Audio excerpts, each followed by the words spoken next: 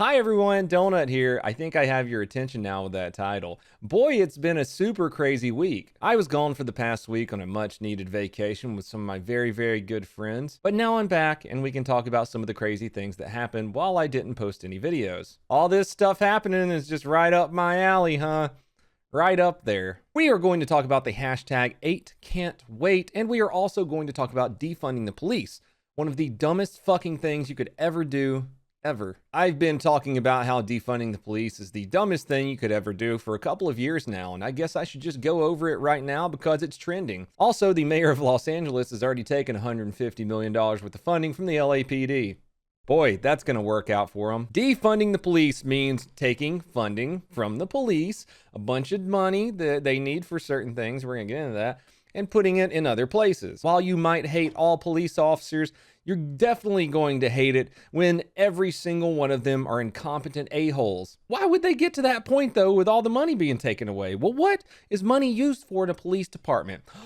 Training. It's such a fucking redundancy seeing people say defund the police while at the same time saying we need better police officers.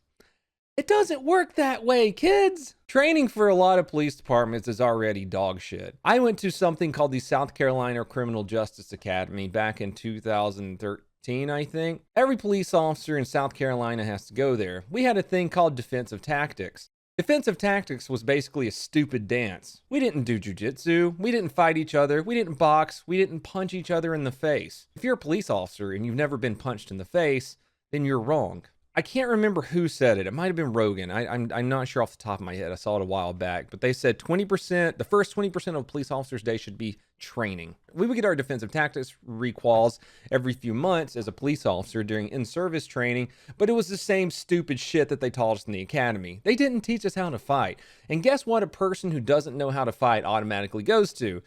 Their gun. That or less than lethal, and then they eventually go to the gun because they suck with those things too. A trained police officer who is confident in their abilities to control another human being will not shoot people as much as a police officer who has no idea what they're doing with their hands. It's just like Ricky Bobby. Someone approaches them maliciously, they don't know what to do with their hands, so they pull their gun out. Someone gets killed, then there's riots. Or let's take it for instance, if you hold your knee on someone's neck for 8 minutes. If you're trained in jiu-jitsu, you know that that's a no-no. You get my point. Police officers actually need more funding to be more dangerous so they're more confident in their abilities. Personal story. I pulled over someone one night. It was a black male. I approached him from the passenger side. I said, "Sir, may I please see your license and registration?" He opens the glove box, goes to reach into it. I see a gun. I pull my gun. I point it at him and I say, "Stop moving right now." He stops moving and told me, "Hey, I forgot that was there." Would I have been justified in shooting him? I would have. But I was confident enough in my abilities after the military and SWAT training that I could put a bullet in him faster than he could pull that gun and put a bullet in me. Police need more training. I feel ya. But if you take their money away, it's the same thing with hiring quality recruits. If you take their money away, the pay's going to go down and you're just going to get the quality of people you don't want. Let's go over this trending thing today called hashtag 8can'twait, where the majority of these 8 things people can't wait for are already in place at most every agency in the United States. Ban chokeholds and strangleholds. Those actually are banned at a lot of agencies across the United States. Personal story, if you're familiar with any kind of hold around the neck, you know there's a carotid choke where you cut off the blood going to the brain and people pass out. It's used in jiu-jitsu and martial arts all the time. There's a right way to do it, but then there's an air choke where you actually cut off the oxygen. A carotid choke actually saved my life one time. Had a guy who had been snorting meth for 3 days straight. He was on a bender. He went to Walmart. He tried to steal some batteries to make some more shake and bake meth. We approach him, we start fighting him. He goes onto his stomach, puts his hands in his pockets. I'm on his back, another officer is to the right of me, and then another officer is to the left of me. He's rifling around in his pockets, won't get his hands out. We didn't carry tasers. So my partner to the left of me, who has trained in jiu-jitsu, puts the guy in a rear naked choke, cuts off the carotid arteries, and the guy turkey necks and passes out. But, you know, as you all know, if you train in this type of thing, people will always wake up a few seconds later. Now, if my partner would have held his arm on his neck and you know, choked him to death, that would be a bad thing. We cuff the guy. He starts to wake up. We reach in his pocket, and he's got a pocket knife about 7 or 8 inches long in there that he was unfolding. Excited delirium guy high on meth was about to stab all 3 of us. Guess what? The proper chokehold saved us. I'm not saying it's right in every situation, but there are some situations where if you have the proper training and the proper funding, that it can actually work. Require de-escalation. Officers already do de-escalation thousands of times a day across the United States, but guess what? De-escalation doesn't make the news. Maybe some agencies need more de-escalation training, but I haven't seen an agency where they haven't worked on de-escalation ever.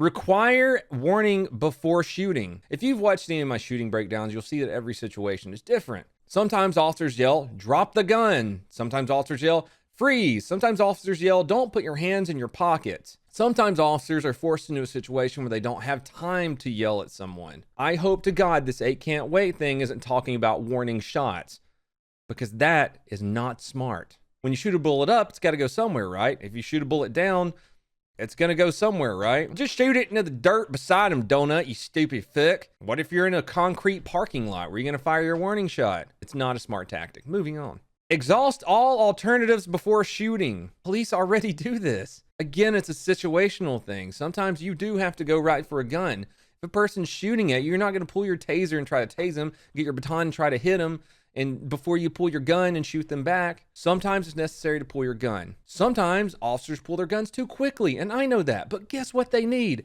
More training. And to get more training, they need the funding. Number 5, duty to intervene. I agree with this. Officers do have a duty to intervene, but sometimes they don't, and that's bullshit. I've been told to step back from someone who I was getting heated with and take a little walk. I've also told other officers, hey, chill out, it's cool. But yes, if your partner has his knee on a man's neck for 8 minutes, you should intervene. I believe that police can do better in this aspect. I agree with that one. Number 6, ban shooting at moving vehicles. I don't agree with this completely. It's just like every single thing we've talked about so far in this video and every single thing I talk about in all my videos, it's a situational thing. Sometimes it is absolutely necessary given exigent circumstances to shoot at a moving vehicle. If someone's coming at me with a 3,000-pound bullet, I'm gonna shoot them. And we've seen it before, and I agree it's wrong. A nonviolent offender, maybe on a traffic stop for speeding, takes off. Yeah, you shouldn't shoot them, but again, it's situational. Establish a use of force continuum. Oh my God, what a good idea. It's almost as if we haven't had a use of force continuum for a couple decades now. That exists, it's out there, and it's taught to every single police officer in the United States, and has been for a long time. And our final one, number 8, require all force to be reported. Force to be reported? Like a use of force report? That every police agency does? Oh, wait, they have these other things too. They're called reports. That's a crazy idea right there. It's good to be back. We got a riot review coming up. I just have to edit it.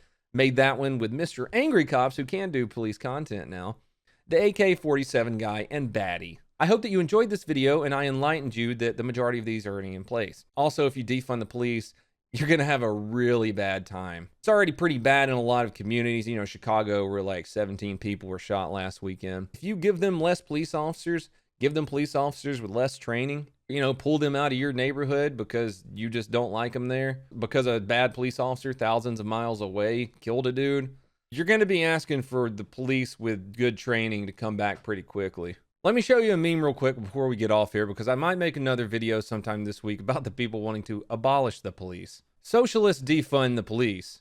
Rich people hire private security. Socialists advocate private security for all. Socialists invent the police. It's a vicious cycle, ladies and gentlemen, and I'm going to be here with you through the whole thing. I hope that you enjoyed this video. Let me know in the comments below what you thought of it and what kind of content you want to see this week. Everybody, please have a fantastic day. Whacker.